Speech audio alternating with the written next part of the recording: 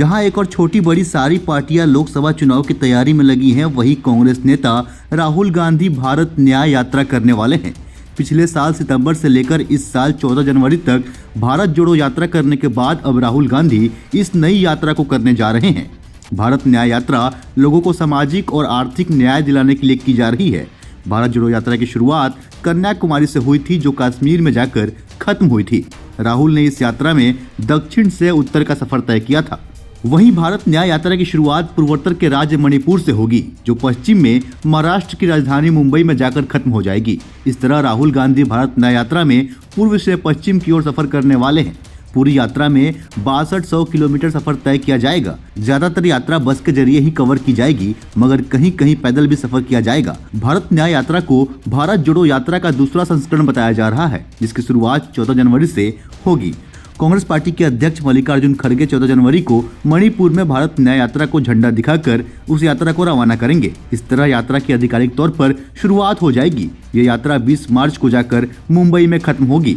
भारत न्याय यात्रा 14 राज्यों के 85 जिलों से होकर गुजरेगी। मणिपुर, नागालैंड, असम, मेघालय, पश्चिम बंगाल, बिहार और झारखंड, ओडिशा, उत्तर प्रदेश, मध्य प्रदेश, छत्तीसगढ़ और राजस्थान, गुजरात और महाराष्ट्र से भारत न्याय यात्रा गुजरने वाली है। वहीं कांग्रेस महासचिव के.सी. वेणुगोपाल ने बुधवार को एक प्रेस कॉन्फ्रेंस में भारत न्याय यात्रा को लेकर जानकारी दी है। उन्होंने कहा है कि 21 दिसंबर को कांग्रेस वर्किंग कमेटी ने सर्वसम्मति से अपना मत रखा कि राहुल गांधी को पूर्व से पश्चिम की ओर एक यात्रा करनी चाहिए। राहुल गांधी भी CWUC की एक इच्छा को पूरा करने के लिए तैयार हैं।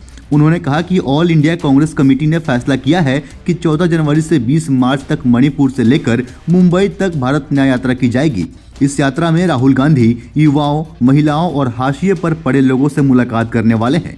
बस यात्रा के जरिए ज्यादा से ज्यादा लोगों तक पहुंचा जाएगा। यात्रा में कुछ छोटे हिस्से को रुककर पैदल भी कवर किया जाएगा। तो वहीं इससे पहले राहुल गांधी ने सितंबर 2022 में भारत जोड़ो यात्रा की शुरुआत की थी, जो जनवरी 2023 में जाकर थम गई। राहुल गांधी की यात्रा की शुरुआत 7 सितंबर को कन्याकुमारी से हुई थी। इस यात्रा के जरिए उन्होंने 4500 किलोमीटर से ज्यादा का सफर पैदल ही तय किया था। इस यात्रा का मकसद भारत को एकजुट और देश को मजबूत करना था।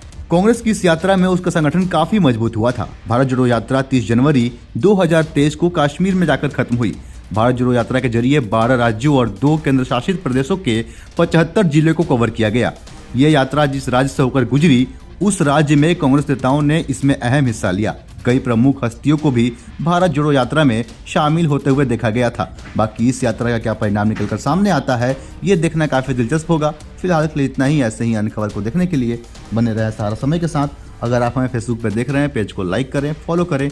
अगर आप हमें यूट्यूब पर देख रहे हैं, चैनल को सब्सक्राइब करें। बहुत बहुत धन्यवाद।